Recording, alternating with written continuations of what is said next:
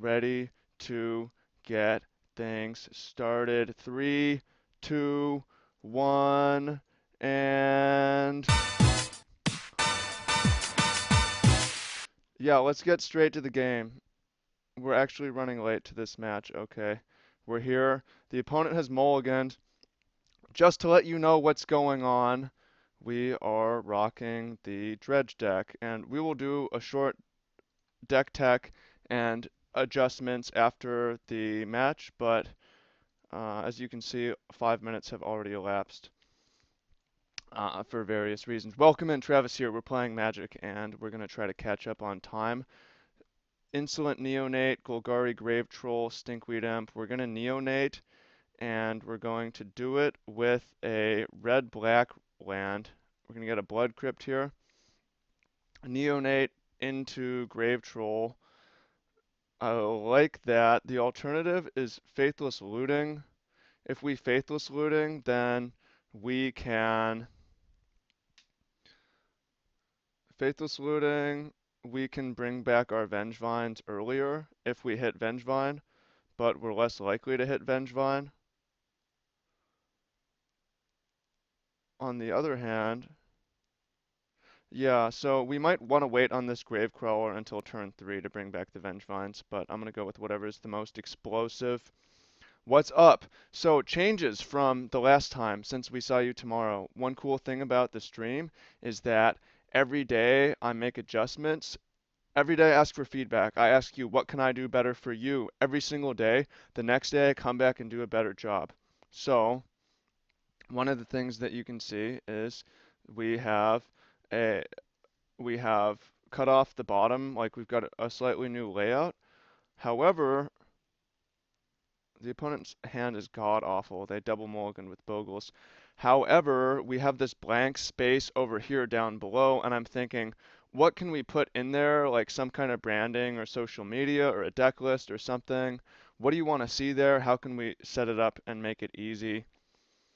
It's also important that things are easy.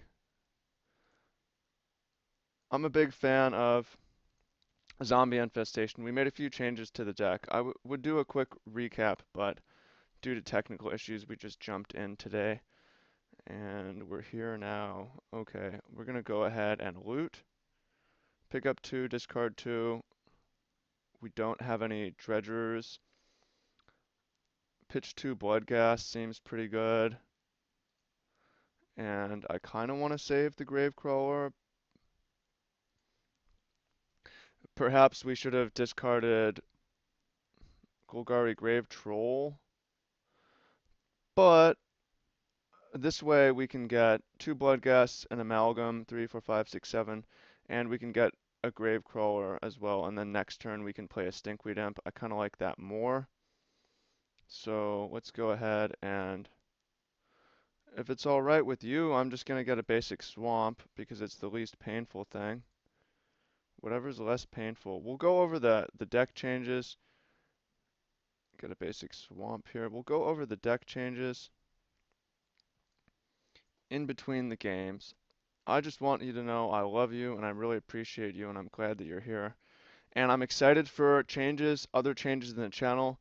I've been wanting to, the channel name is going to change to Travis Wizard at the end of May, and I've been wanting to incorporate more other things. Gaming, you're seeing, physical training. Some people have said, yeah, that would be cool if there was one type of thing a week. I'm not sure how to do that. I'm thinking about that. Also, I've got a non-gaming related TEDx talk I'm working on, and I'm thinking about putting up the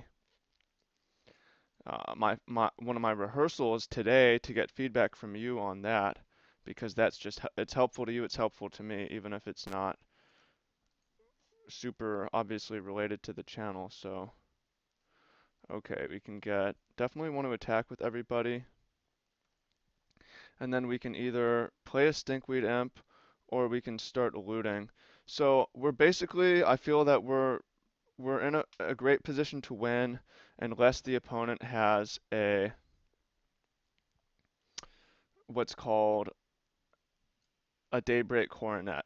If they're able to get that down, the lifelink could totally destroy us. I don't think they're going to be able to race us in any normal sense. If we go for just playing Stinkweed Imp, opponent's down to 8. So what I want to do is play Faithless Looting here because using getting the forest, I want to play Faithless Looting here because this gives us. We don't have a forest. Well, we kind of needed a blue at some point, anyways. This gives us the most late game punch. Head-run Crab is cool. We're gonna pitch a Grave Troll, and then we're gonna pitch. I want to go off on this next turn. So we're going to pitch Grave Troll, and we're either going to pitch Stinkweed, or we're going to pitch. I'm going to pitch both Dredgers to maximize craziness. So let's see what the best the opponent can throw at us. But we can untap Head-run Crab for 6, Faithless Looting, turn over a bunch of cards. If we hit another Gravecrawler or a whatever, we can. Oh, we're actually down to 13 life, which is.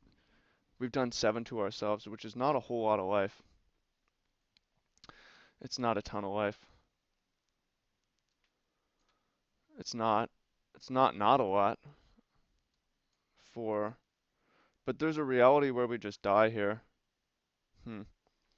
Yeah, the breeding pool thing probably was a mistake where we should have gotten a mountain, but as long as we're able to survive, then uh, we're very likely to win. On this next turn, we can. Well, I wouldn't even say we're likely to win. Who knows what's going to happen?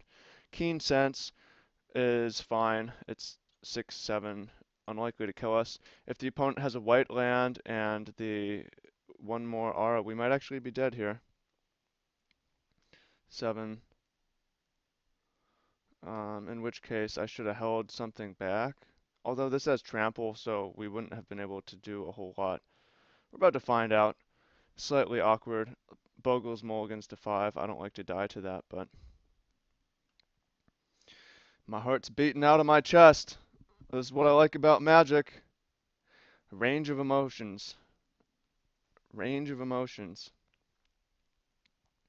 Range of emotions. Okay, here's more feedback. I love to ask for feedback because I employ it. We got a comment from one of you guys that says, "Yo, your product is you playing Magic. Only talk about Magic because if you talk about other things, then it makes your product worse because people are here to watch you play Magic."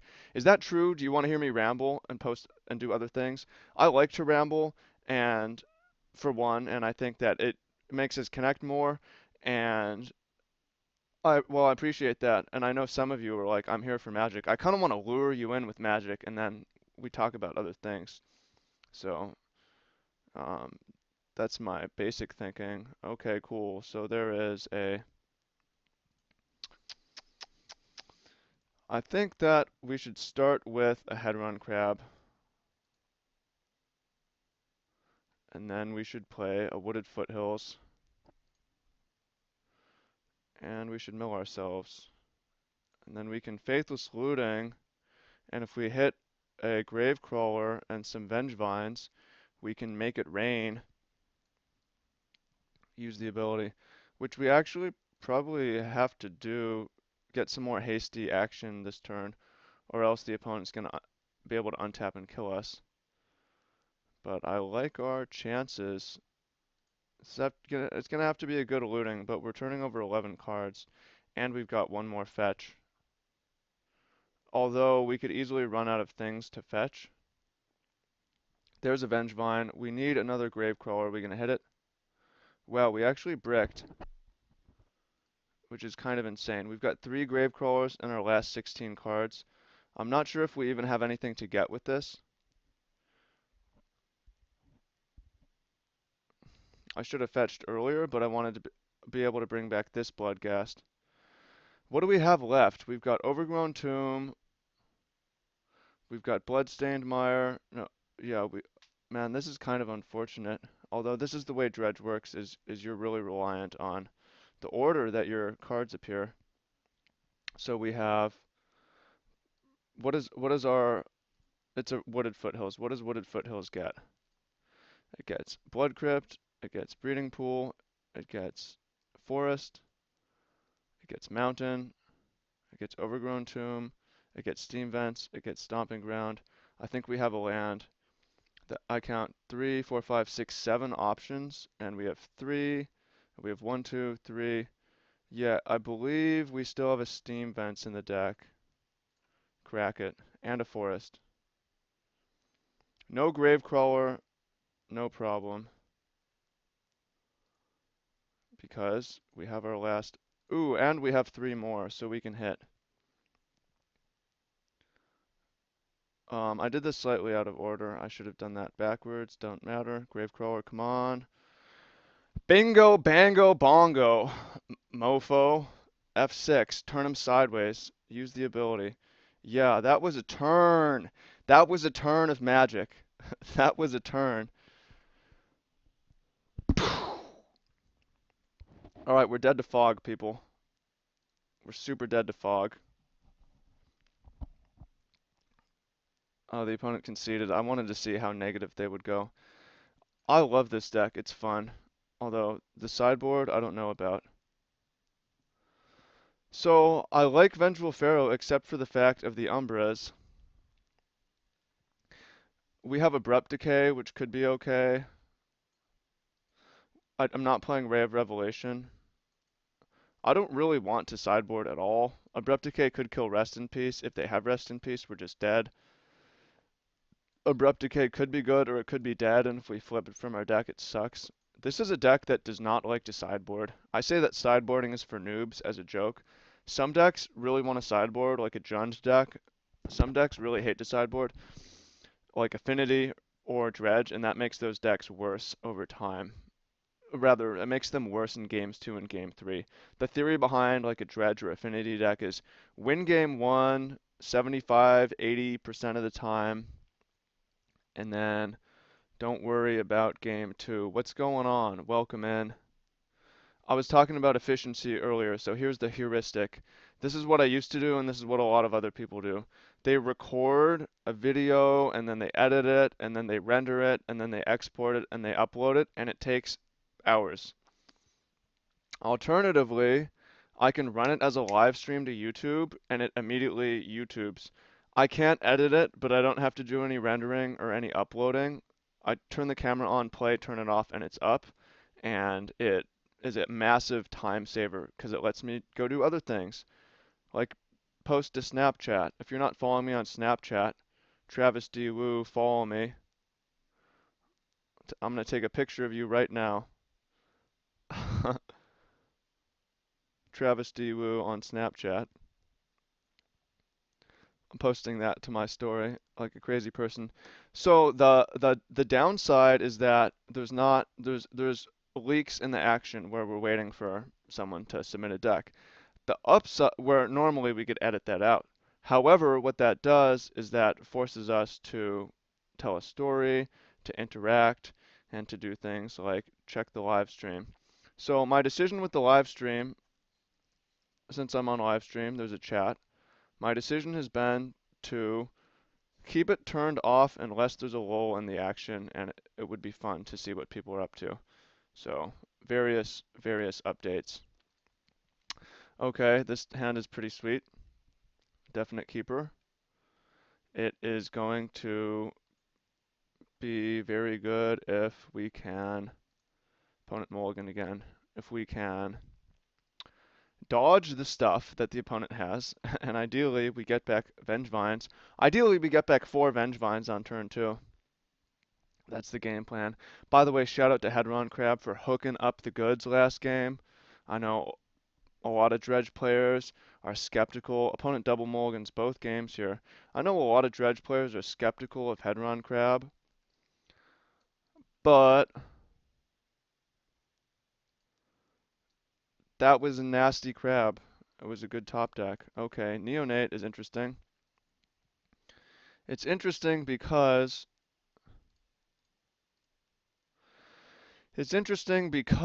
we could use Neonate to discard the Vengevine and then play 2 Gravecrawlers guaranteed. Or we could Neonate the Golgari Grave Troll and turn over 6 cards. That seems a lot more consistent. Opponent doesn't have so many cards again. Does Bogles mulligan a lot? Are you a Bogles player? I think of Bogles players kind of as noobs. I know they're not necessarily. I think that's why this Bogles player is playing all foil everything, because it's like, yo, I'm definitely not a noob. Look at me, everything's foil. I promise you, I'm not a noob. Keen sense, interesting, interesting. In that case, maybe we don't even want to use this neonate just yet. I'm gonna go to the upkeep step and make a decision because we want to be able to block that. We don't want. I'm gonna wait a turn. I know it's a crazy thing to do, but it worked out. That worked out. Have to get the overgrown tomb here. Well, we don't have to, but and this isn't a game where we're gonna be able to play. Uh, yeah, that nothing could have really gone better than that. That was a pretty sick top deck. Although I still like the idea of zombie infestation. Daybreak Coronet, okay. I want the opponent to attack, because if they do, they're getting destroyed by this Lotleth Troll. Risk it. Oh, you gotta risk it to get the biscuit. First strike, vigilance, lifelink, and they don't have anything. I'm counting, discarding 4, and we have a 5-4. Are my maths right? Am I mathing correctly? We can even make it bigger, because we can discard a mountain, and then, yeah, it's happening. I would concede if I were you.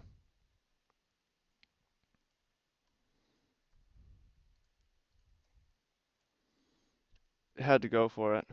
Sometimes you gotta risk it to get the biscuit. What is the biscuit? Okay. Let's go ahead and dredge a Golgari Grave Troll. Oh my goodness. And then let's go ahead and discard this and dredge a Golgari Grave Troll. This deck's insane. If you're not playing it in tournaments, what are you doing? You have to. You have to be playing this in tournaments. Tell all your friends. This deck's absolutely redonkulous. What is it, turn 3? What is it, turn 3? Did you see the last game? It's turn 3, guys.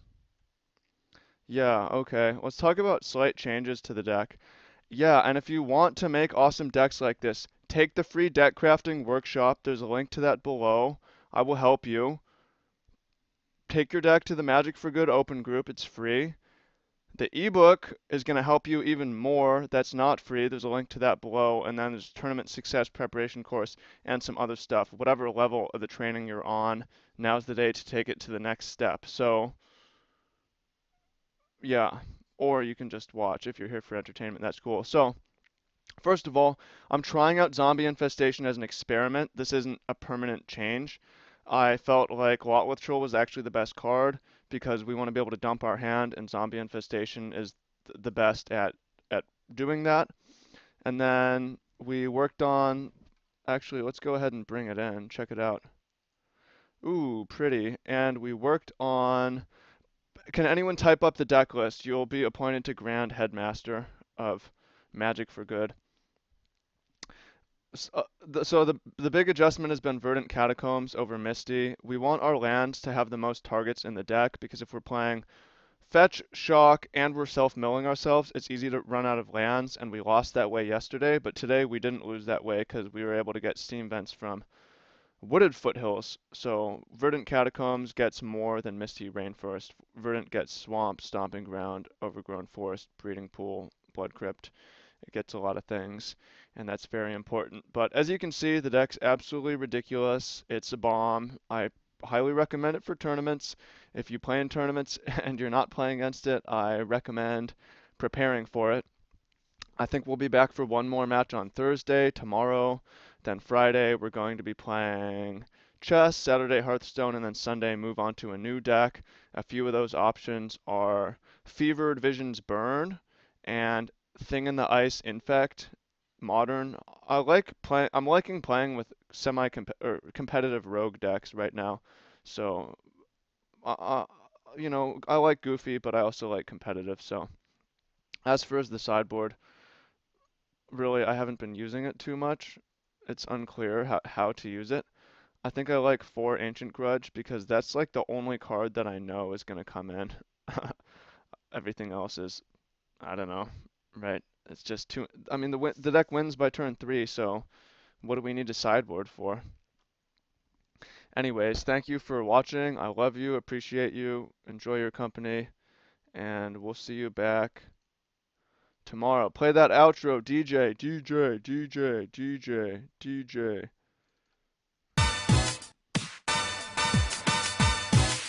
Oops, I took up too much of that screen. See you tomorrow. Peace.